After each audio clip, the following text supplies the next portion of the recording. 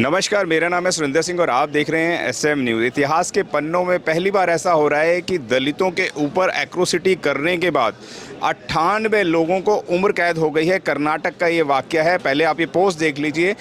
Social media पे बड़ी viral हो रही है ये वाली पोस्ट। और इसी मुद्दे पे बात करने के लिए हमारे साथ हकेंद्र जी हैं, जो लगातार समाज के लिए कार्य करते रहते हैं। 24/7 24 घंटे 7 दिन लगे रहते हैं। हकेंद्र जी, स्वागत है आपका हमारे चैनल में। थैंक यू सुरेंद्र जी, धन्यवाद आपका। जिस तरीके से मनुवादी व्यवस्था इस वक्त बहुत चरम पर पहुंच रही है और लोग कह रहे हैं कि न्याय की उम्मीद नहीं है, लेकिन 98 लोगों को पहली बार इस तरीके का न्याय मिल रहा है। जो एट्रोसिटी हुई थी, जिनके उत्पीड़न हुए थे दलितों के ऊपर, और इस वक्त उनको 10 साल बाद न्याय मिला है। किस नज़र से आप देखते हैं?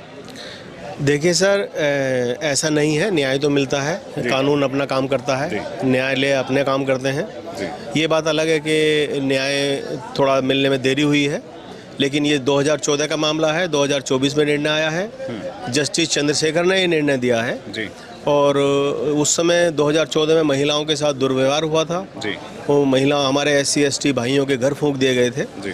और अभी जो न्याय हुआ है वो 98 लोगों को उम्र कैद की सज़ा हुई है। जी। तो न्याय तो हुआ है। जी। ये बात अलग है कि डिले हुआ है। अब वो डिले क्यों हुआ है, ये एक अलग कारण हो सकता है। जी। जी। क्या कहना चाहेंगे कि जिस तरीके से लगातार लोग बोलते हैं कि बाबा साहब ने संविधान लिखा तो उसमें भेदभाव लिखा था और संविधान से पूरी तरीके से न्याय नहीं मिलता है, क्या कहेंगे?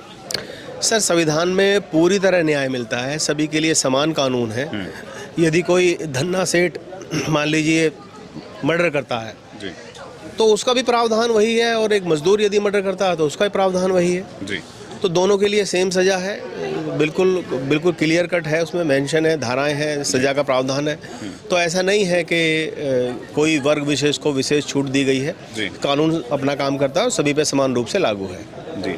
क्या लगता है कि जो जिस तरीके से लगातार जो इस वक्त बता रहे हैं कि न्याय की देवी के आंखों से पट्टियां हटा दी गई हैं, इस व्यवस्था को आप किस नज़र से देखते हैं? क्या कहेंगे कि ये बिल्कुल सही हुआ है?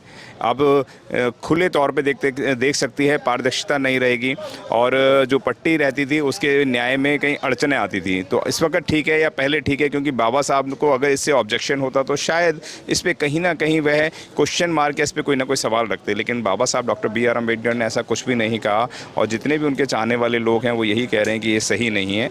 क्या कहते हैं आप, किस नज़र से देखेंगे? देखिए सर, मेरा व्यक्तिगत मानना है कि कानून पे उस समय जो कानून की देवी के आंखों पे पट्टियाँ लगाई गई थी, उसका उद्देश्य था कि कानून किसी को मतलब कम या ज़्यादा करके नहीं देखता है, सबको समान रूप से देखता है। जी। और अभी पट्टी हट गई है तो इसमें यह लॉजिक दिया जा रहा है कि कानून पारदर्शिता से देखेगा और सबको समान रूप से देखेगा। महत्वपूर्ण पट्टी हटाना या पट्टी लगाना नहीं है, महत्वपूर्ण यह है कि कानून अपना काम ठीक से करे, जुडिशरी अपना काम ठीक से करे, जजेज अपना काम ठीक से करे, तो न्याय मिलना स्वाभाविक है। न्याय मिलेगा, उम्मीद लगती है? बिल्कुल सर, मैं श्योर हूँ कि न्याय मिलेगा। अगर कानून के पालक, कानून के रखवाले, न्यायाधीश अपना काम ठीक से करें तो न्याय जरूर होगा। हाथरस के ऊपर बिटिया को अभी तक न्याय नहीं मिला है। बहुत सारे न्याय पेंडिंग चल रहे हैं, मूत्र कांड जैसे कांड चल रहे हैं, लेकिन उनके ऊपर न्याय नहीं मिल पा रहा है। लेकिन 98 लोगों को न्याय मिला है। तो ये सारा जो माजरा है, इसको क्या कहना चाहेंगे आप?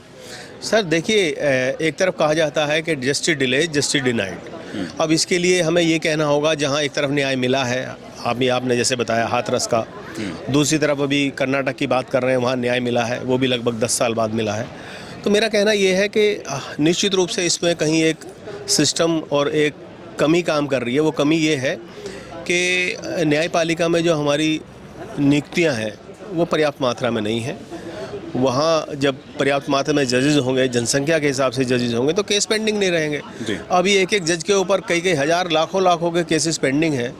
तो ये कार्यभार थोड़ा कम होना चाहिए, जजों की नियुक्ति होनी चाहिए, तो न्याय भी मिलने में आसानी और जल्दी मिलेगा न्याय। जी, धन्यवाद सर। Thank you sir. अगर आपने अभी तक हमारा चैनल सब्सक्राइब नहीं किया है तो सब्सक्राइब करें और घंटी का बटन बिल्कुल भी दबाना ना भूलें, ताकि सभी लेटेस्ट खबरें पहुंच सकें आप पे सबसे पहले।